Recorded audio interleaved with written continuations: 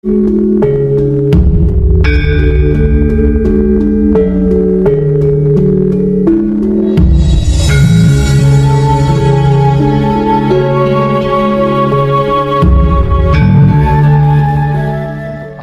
yang baru datang, mungkin di bagian ini yang belum panjenengan ketahui.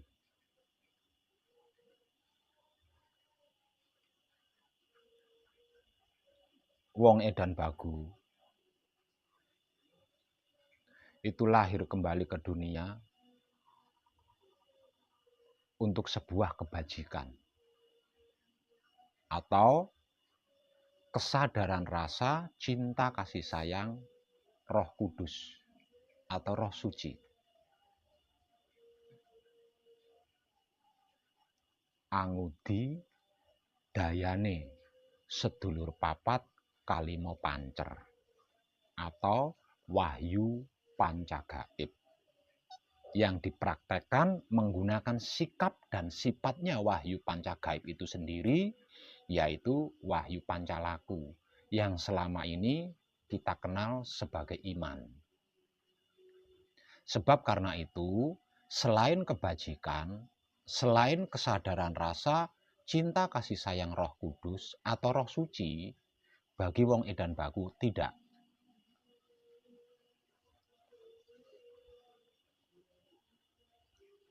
Setiap yang datang ke sini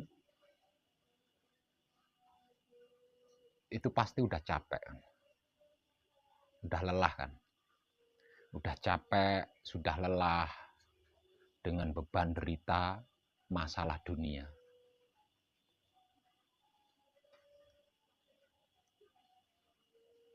Panjenengan datang menemui saya di sini itu sangat tepat. Kenapa saya katakan tepat?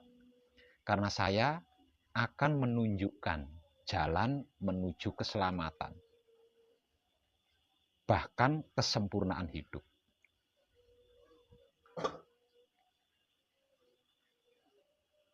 Gratis.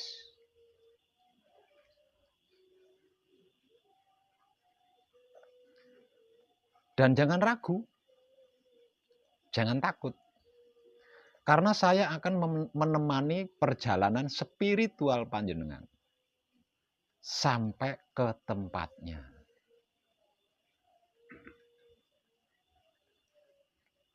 Hanya saja ada syaratnya. Apa syaratnya? Panjenengan harus bertobat. Lah bagian ini mungkin yang panjenengan belum begitu paham. Syaratnya harus bertobat.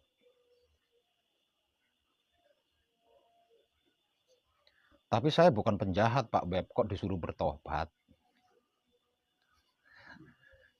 Jangan terlalu sempit berpikirnya.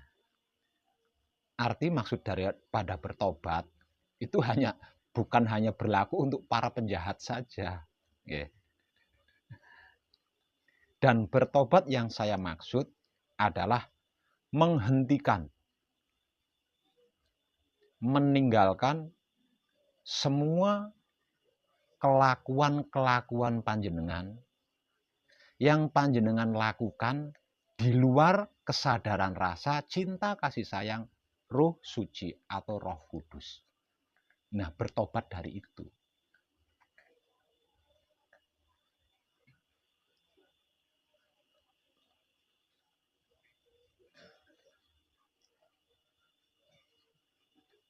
Karena hanya dengan seperti itu, hanya dengan begitu, panjenengan akan menyukai kebajikan atau kesadaran rasa cinta kasih sayang Roh Kudus atau Roh Suci. Dan mau melakukan kebajikan atau kesadaran rasa cinta kasih sayang Roh Kudus atau Roh Suci. Jadi, kalau panjenengan tidak menghentikan dan tidak meninggalkan seluruh kelakuan-kelakuan panjenengan di masa lalu sebelum nyampe di sini, yang panjenengan lakukan tanpa kesadaran rasa cinta, kasih sayang Roh Kudus atau Roh Suci, panjenengan tidak akan menyukai kebajikan itu. Panjenengan tidak akan pernah bisa menyukai kebajikan, apalagi mau melakukan kebajikan. Panjenengan tidak akan pernah menyukai kesadaran rasa cinta kasih sayang Roh Suci, dan tidak akan mau menebar kesadaran rasa cinta kasih sayang Roh Suci. Kalau panjenengan tidak mau menghentikan, tidak mau meninggalkan semua kelakuan masa lalu yang seumur hidup nyaris panjenengan lakukan tanpa kesadaran rasa cinta kasih sayang Roh Suci atau Roh Kudus. Lah, yang menjadikan panjenengan capek, lelah, ragu, takut, gagal lagi, sudah gagal, bermasalah lagi. Nah, itu akibat dari kelakuan-kelakuan yang panjenengan lakukan tanpa kesadaran rasa cinta kasih sayang Roh Suci atau Roh Kudus. Apapun kelakuan panjenengan, apalagi kalau itu kelakuan yang luar biasa. Kelakuan sederhana, kelakuan sepele saja, kalau itu panjenengan lakukan dengan kesadaran rasa cinta kasih sayang Roh Kudus atau Roh Suci, pasti sempurna. Artinya tidak akan jadi masalah dalam bentuk apapun. Tidak akan menimbulkan permasalahan. Nah, dari sini kita bisa menyimpulkan bahwasannya apapun masalah yang kita hadapi itu, apapun masalah yang kita hadapi itu adalah hasil dari kelakuan kita sendiri yang kita lakukan tanpa kesadaran rasa cinta kasih sayang Roh Kudus atau Roh Suci. Apapun loh itu yang dilakukannya. Apalagi sebuah keburukan.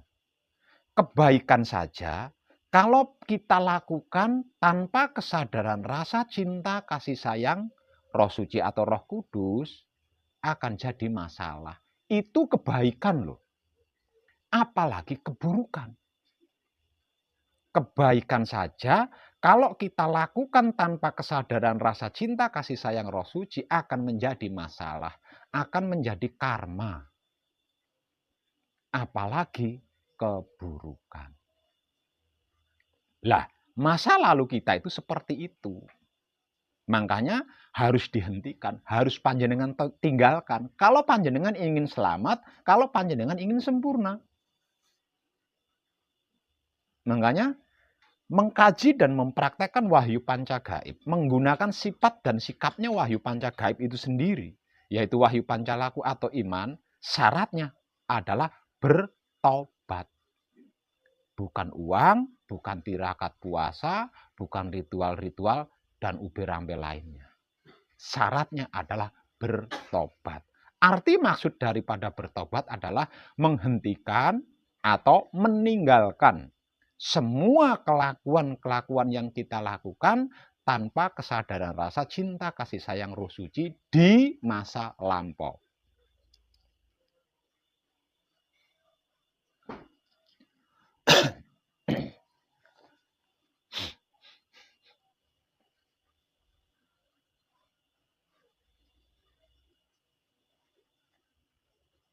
Nah, setelah menghentikan dan meninggalkan semua kelakuan-kelakuan yang kita lakukan tanpa kesadaran rasa cinta kasih sayang Roh Suci, kemudian memulai lagi kelakuan dengan kesadaran rasa cinta kasih sayang Roh Suci. Lah, melakukan kelakuan dengan kesadaran rasa cinta kasih sayang Roh Suci ini tidak gampang. Ya, tidak gampang. Kenapa kok tidak gampang? Dikarenakan kita belum terbiasa. Tidak berat, tapi tidak gampang. Gitu ya. Tidak berat sebenarnya. Tidak berat, namun tidak gampang. Dan itu dikarenakan kita belum terbiasa.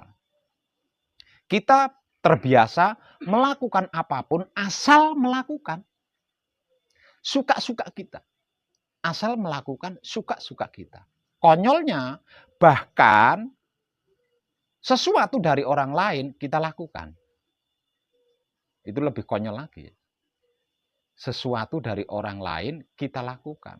Sesuatu dari orang lain itu tanpa kesadaran rasa cinta, kasih sayang, roh suci. Dan kita lakukan tanpa kesadaran rasa cinta, kasih sayang, roh suci.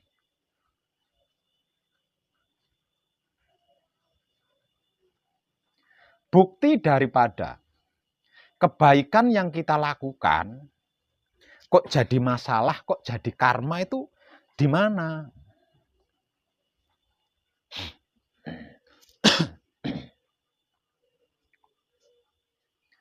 Apapun yang kita lakukan tanpa kesadaran rasa cinta, kasih sayang, roh suci akan menimbulkan masalah dan tidak berhenti di masalah sampai ke karma. Dengan begitu, apapun yang kita lakukan itu akan selalu mengadili kita. Nah, di sini buktinya. Apapun yang kita lakukan tanpa kesadaran rasa cinta, kasih sayang, roh suci akan mengadili kita. Bukti mengadilinya di mana? Jangankan sesuatu yang buruk, sesuatu yang baik saja jika kita lakukan tanpa kesadaran rasa cinta, kasih sayang, roh suci, kita akan diadili oleh kebaikan yang kita lakukan.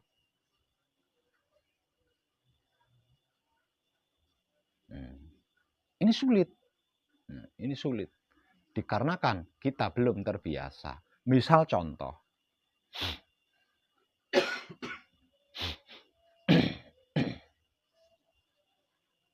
Kita punya saudara sedang bermasalah utang.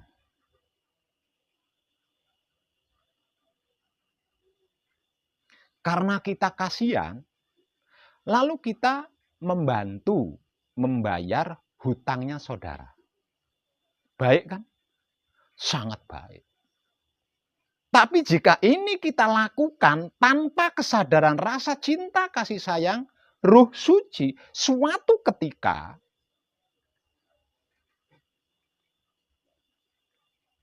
saudara kita yang tadinya punya utang itu, yang utangnya kita lunasi itu, lewat di jalan dan kita sapa. Kang mau kemana? Atau Dek mau kemana? Dikarenakan dia tidak mendengar sapaan kita, jangankan menjawab, noleh saja tidak. Dan pasti, bisa dipastikan, entah itu terucap atau tidak terucap, sombongnya. Coba kalau utangmu dulu itu tidak saya lunasi. Letak baiknya di mana kalau sudah seperti itu? Kenapa kok sampai mengatakan seperti itu? Karena ketika dia membantu saudaranya melunasi hutang, itu dilakukan tanpa kesadaran rasa cinta, kasih sayang, roh suci. Contoh satu lagi dari saya. Sedang lewat di kota, di lampu merah, ada pengamen. Memberi uang kepada pengamen, baik kan? Namun jika ini dilakukan tanpa kesadaran rasa cinta, kasih sayang, roh suci, ngambil dompet, mencari uang nominal terkecil. Ya. Begitu ngambil dompet, yang dicari nominal uang yang terkecil.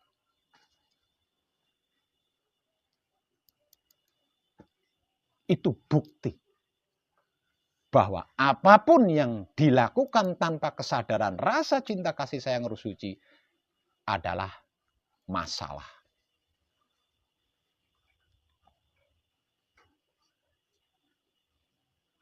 Kenapa? Karena apapun yang kita lakukan sudah pasti ada muatannya. Kalau bukan ego ya pamrih, kalau bukan pamrih ya arogan. Apapun yang kita lakukan, mau baik mau buruk, pasti ada ego di dalamnya, pasti ada pamrih di dalamnya, pasti ada arogan di dalamnya. Jika kita lakukan tanpa kesadaran rasa, cinta, kasih sayang, Roh Suci atau Roh Kudus. Lah, kita harus berhenti dari hal ini. Baru bisa mengkaji dan mempraktekkan wahyu pancagaib. Jika tidak bisa. Tidak bisa. Kenapa tidak bisa? Karena wahyu pancagaib adalah manunggaling kawula Gusti. Lah, manunggaling kawula Gusti, kalau sudah manunggal, ini adalah Roh Suci atau Roh Kudus. Disebut sebagai sedulur papat kalimo pancer karena belum manunggal. Nah, kalau mereka sudah manunggal, tersebut Roh Kudus atau Roh Suci atau hidup.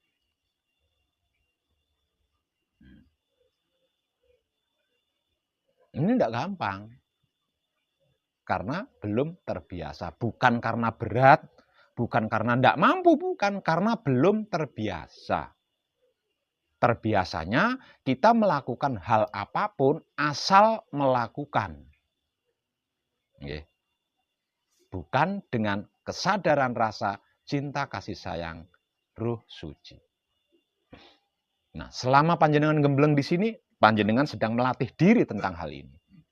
Nah, panjenengan sedang melatih diri tentang hal ini. Selama panjenengan belajar bersama saya di sini.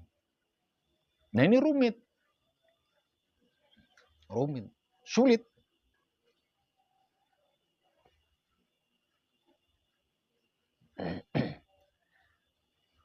Kerumitannya, kesulitannya. Sore tadi saya barusan menyaksikan. Kesulitannya, sore tadi saya baru saja menyaksikan. Panjenengan selesai melakukan patrap samadhi, bekas duduk panjenengan ditinggalkan begitu saja. Nah, itu baru saja saya. Sulit kan?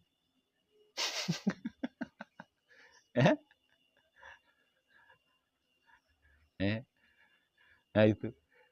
Nah, di situ saya jadi tahu, berarti kesadarannya putus. Selesai patrap samadhi, tidak ingat bekas duduknya, berarti kan putus kesadarannya. Nah, itu sulit. Dalam hal ini dibutuhkan kesadaran kontinu dan kesadaran universal. Kalau panjenengan kesadarannya putus, banyak pelajaran yang tertinggal. Maka selama di sini panjenengan sedang berlatih. Selama di sini panjenengan sedang belajar. Nah, kalau banyak pelajaran, banyak pelatihan yang tertinggal bagaimana? Setelah meninggalkan pesanggrahan ini, panjenengan tidak belajar lagi loh.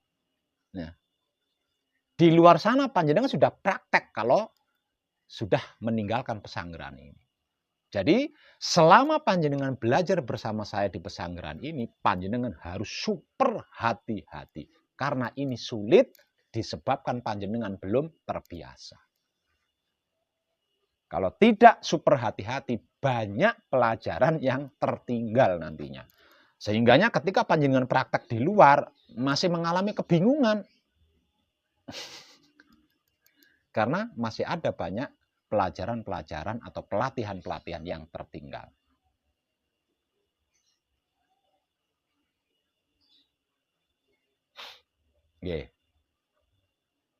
Nah, pelatihan ini dimulai ketika panjenengan bangun dari tidur hingga tidur lagi. Pelatihannya di situ. Dan saya target 4 hari 4 malam itu panjenengan sudah mumpuni di situ. Sudah ahli.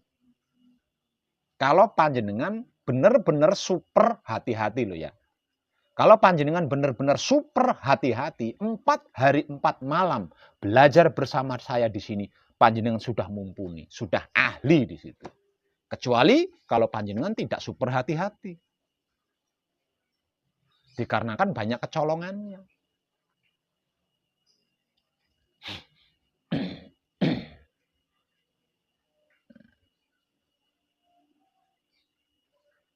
Dan jangan pernah lupa, Yang menentukan patrapnya panjenengan adalah diam ketika bersamadi. Sedangkan yang menentukan laku panjenengan di luar patrap samadi adalah menebar kesadaran rasa cinta kasih sayang Roh Kudus kepada siapapun dan apapun. Dengan cara menikmati rasanya kelakuan yang kita lakukan dengan kesadaran cinta kasih sayang Roh Suci.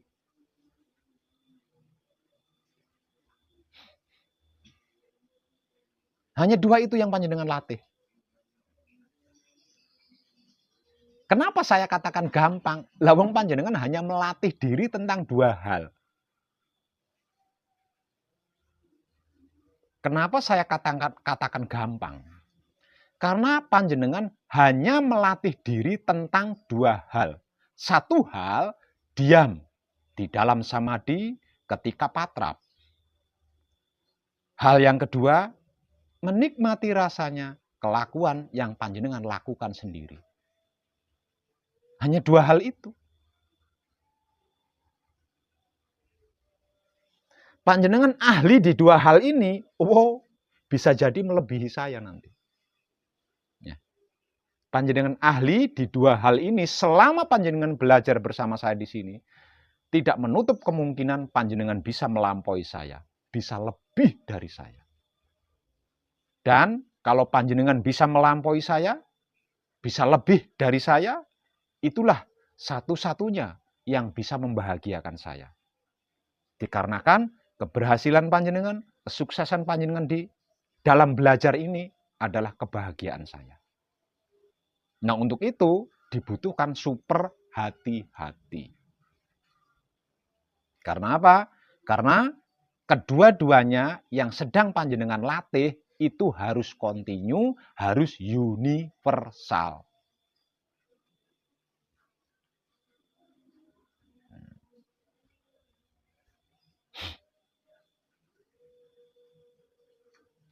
Jadi jangan sampai terulang lagi ya. Ketika panjenengan patrap samadi ditentukan oleh diam di dalam kesadaran yang terjaga kan. Artinya kesadaran yang kontinu. Nah, untuk mendapatkan kesadaran kontinu ini dibutuhkan waktu bermenit-menit untuk bersamadi kan. Kenapa setelah selesai samadi kok panjenengan putus sendiri? Nggak ingat. Lemek samadi mau nggak ingat. Berarti kan panjenengan putus sendiri tuh kesadarannya. Harusnya selesai bersamadi, kesadaran ini tadi tetap terbawa, tetap dibawa. Agar supaya langkah demi langkah kaki kita ini ternikmati rasanya. Kan di luar patrap samadi, yang penentunya kan menebar kesadaran rasa cinta kasih sayang Roh Suci.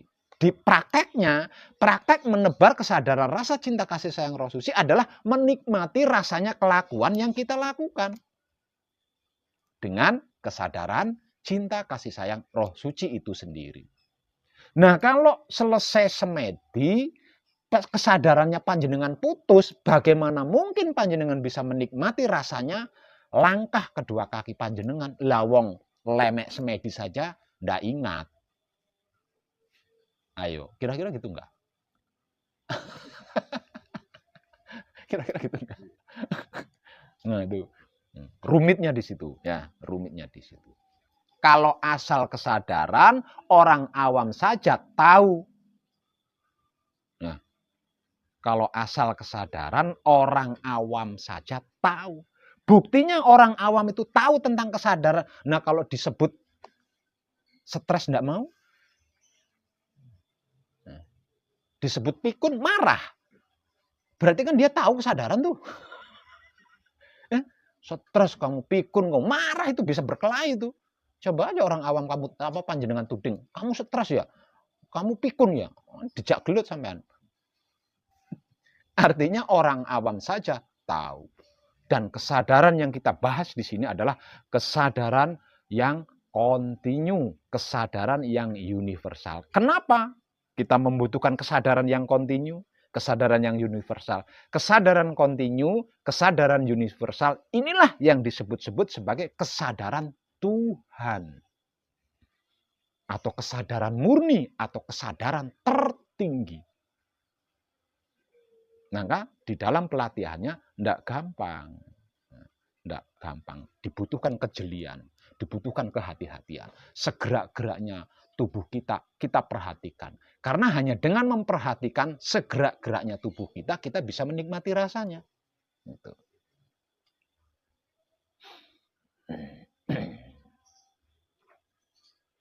Nah, gembok kuncinya itu dua hal itu ya. Gembok kuncinya dua hal itu. Panjenengan mumpuni di situ, ahli di situ, panjenengan bisa melampaui saya. Tidak menutup kemungkinan panjenengan bisa melampaui saya. Dan ketika panjenengan bisa melampaui saya, disitulah saya terbahagiakan panjenengan. Artinya panjenengan berhasil membahagiakan saya.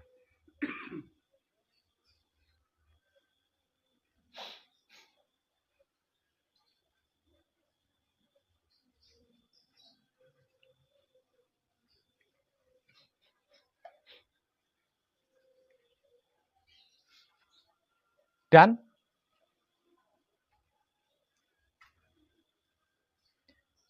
menikmati rasanya. Kelakuan yang kita lakukan dengan kesadaran rasa, cinta, kasih sayang Roh Suci, dengan praktek atau teknik,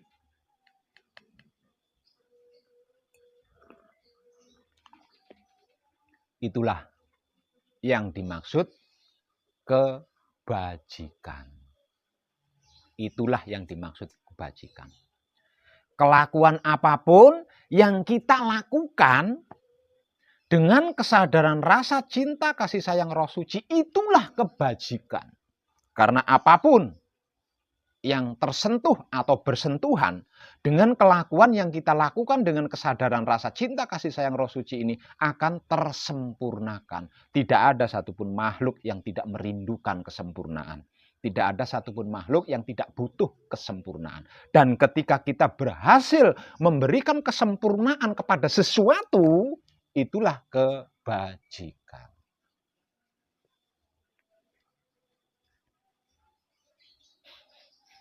Jadi kebajikan itu bukan memberi uang kepada orang miskin, bukan. Nah, untuk apa kita memberi uang kepada orang miskin kalau tidak kita sadari rasanya? Lebih baik kita tidak memberikan uang kepada orang miskin, tapi ternikmati rasanya dengan kesadaran rasa cinta, kasih sayang, Roh Suci. Sebab kalau rasanya berhasil kita nikmati dengan kesadaran cinta, kasih sayang, Roh Suci, kalau punya uang, tidak mungkin tidak ngasih sama orang miskin itu.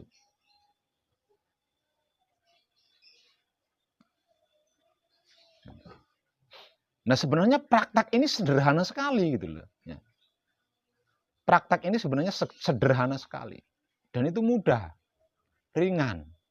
Namun dikarenakan kita belum terbiasa, seakan-akan rumit banget ya.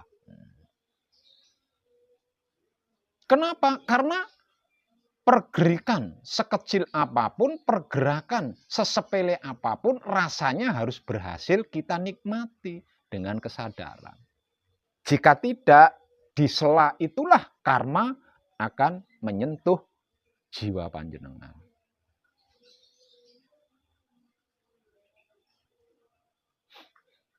Nah, masalah dunia yang paling mengerikan itu karma ini. Karma inilah yang paling mengerikan. Hampir semua orang tahu tentang karma ini ya. Hampir semua orang tahu tentang karma ini. Tapi hanya sedikit yang paham.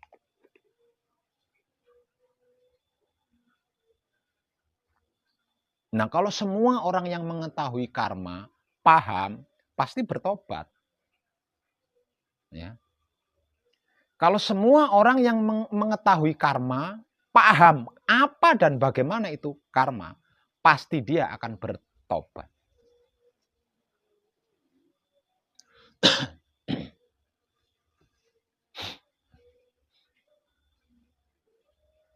Akan kapok di situ. Tidak akan mengulangi lagi. Tahu karma, mengulangi lagi. Mengulang berarti kan tidak paham. Sudah tahu karma kok diulang lagi, diulang lagi. Karma yang sudah terbuat saja belum lunas. Buat karma lagi. Karma kedua belum lunas, bikin karma lagi. Terus begitu aja.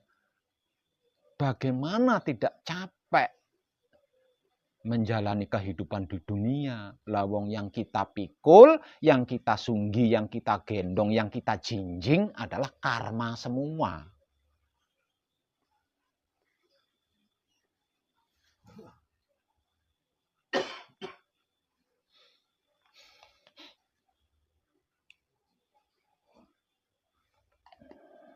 Agar supaya apapun yang terjadi di dalam kelakuan kita tersempurnakan, tidak menjadi karma, maka apapun itu, nikmatilah rasanya dengan kesadaran cinta kasih sayang Roh Suci atau hidup atau Roh Kudus. Sebab hanya dengan begitu, apapun itu akan tersempurnakan. Kembali kepada asal-usul sangkan paraning dumadi.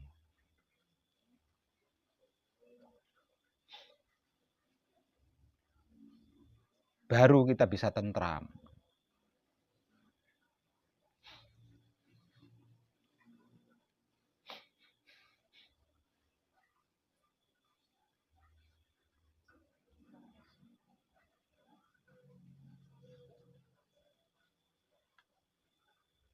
Kalau tidak, selamanya panjenengan akan capek. Kan letih di situ, lelah.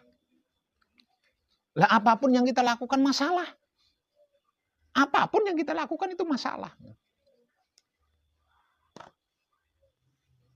Buktinya apa kalau apapun yang kita lakukan itu masalah? Lah kepikiran. Apapun yang kita lakukan itu kepikiran. Apa enggak masalah tuh?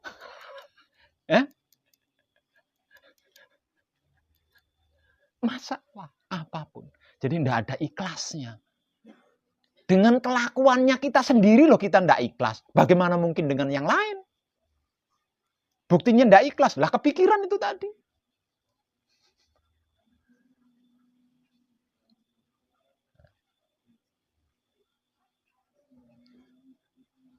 Nah, untuk keluar dari belenggu itu, kita harus mengkontinyukan kesadaran dan menguniversalkan kesadaran. Dan selama panjenengan belajar bersama saya di sini, itulah yang sedang panjenengan latih. Dan saya ingin panjenengan harus mumpuni, harus ahli di dua hal tersebut. Panjenengan ahli di dua hal tersebut, tidak ada bedanya. Antara panjenengan dengan Tuhan itu nggak ada bedanya. Nah kalau panjenengan tidak ada bedanya dengan Tuhan, lalu masalah apa yang bisa menyentuh panjenengan? Masalah apa yang bisa menyentuh Tuhan?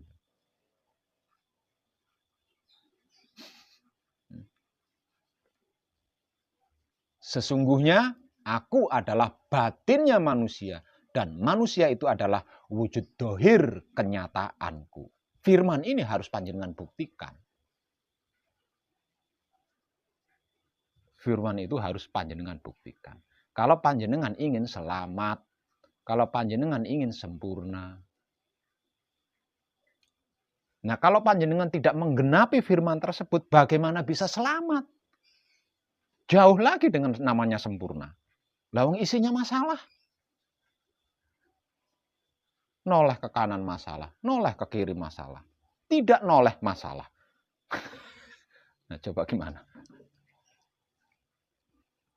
Itulah yang membuat kita selama ini capek, lelah, letih, jenuh, bosan.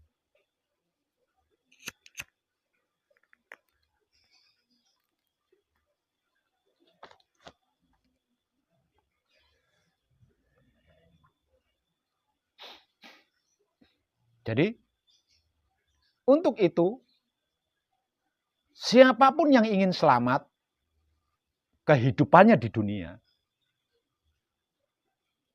siapapun yang ingin tersempurnakan wujud jiwanya,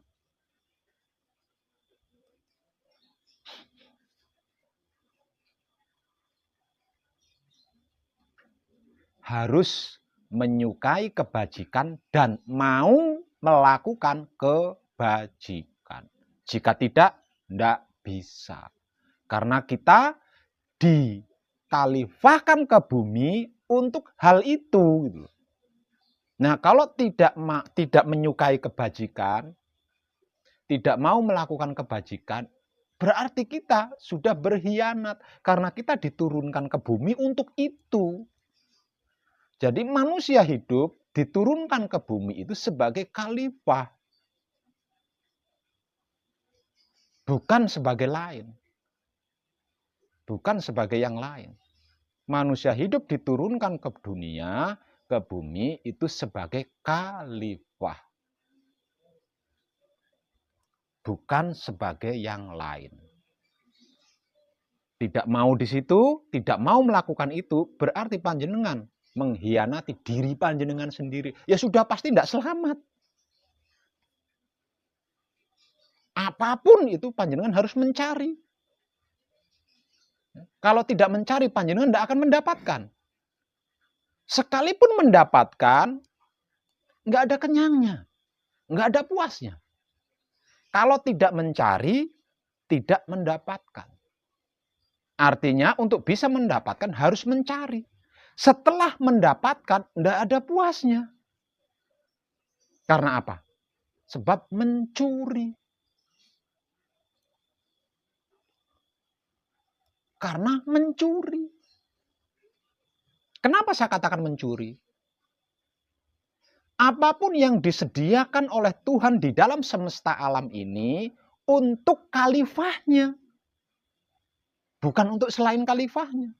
Artinya selain khalifah Tuhan tidak punya hak tentang apapun di dunia ini. Makanya apapun yang berhasil disentuh tidak memuaskan. Lawang mencuri. Bukan haknya.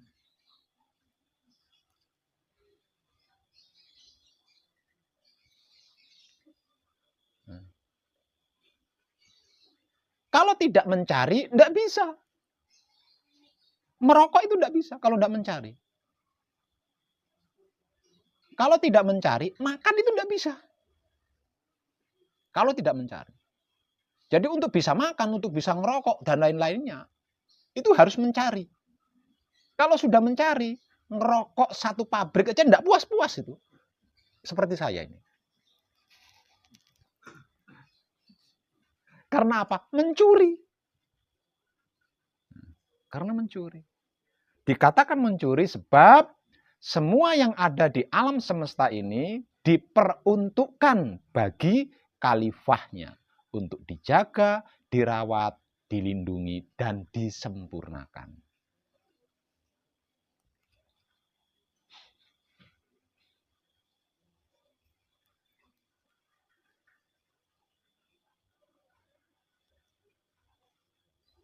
Apa istimewanya menjadi khalifah Tuhan, Pak Web? Loh, enggak capek jenengan. Sudah enggak capek, selamat pula.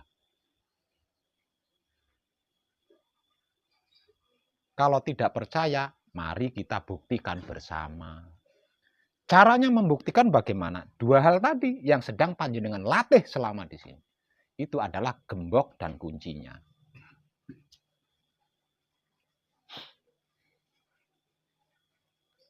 Panjenengan ahli di situ, tidak ada satupun masalah yang bisa menyentuh panjenengan. Kecuali kalau kesadaran panjenengan putus. Nah, ketika kesadaran panjenengan putus, disitulah panjenengan bisa disentuh masalah.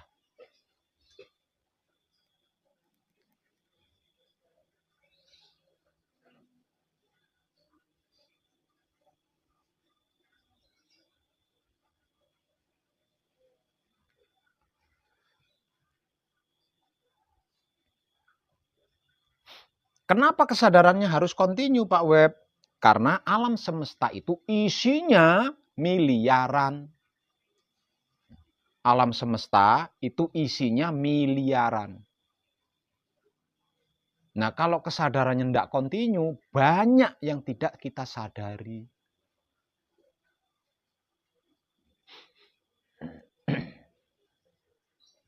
Kenapa kesadarannya harus universal, Pak Beb? Sebab alam semesta itu isinya miliaran. Nah, kalau kesadarannya tidak universal, panjenengan akan menghakimi. Akan menilai, membuli, mengfitnah, dikit-dikit dendam, benci, nyari-nyari kesalahan orang lain. Padahal alam semesta seisinya itu adalah gambaran perwujudan Tuhan. Nah, kalau panjenengan kesadarannya tidak universal, panjenengan akan milih-milih, oh ini baik, oh ini buruk. Padahal baik maupun buruk sama-sama gambaran perwujudan Tuhan itu sendiri. Dan itu bukan untuk dinilai, bukan untuk dihakimi, apalagi sampai diadili. Itu untuk disadari bahwa oh Tuhan itu maha segalanya.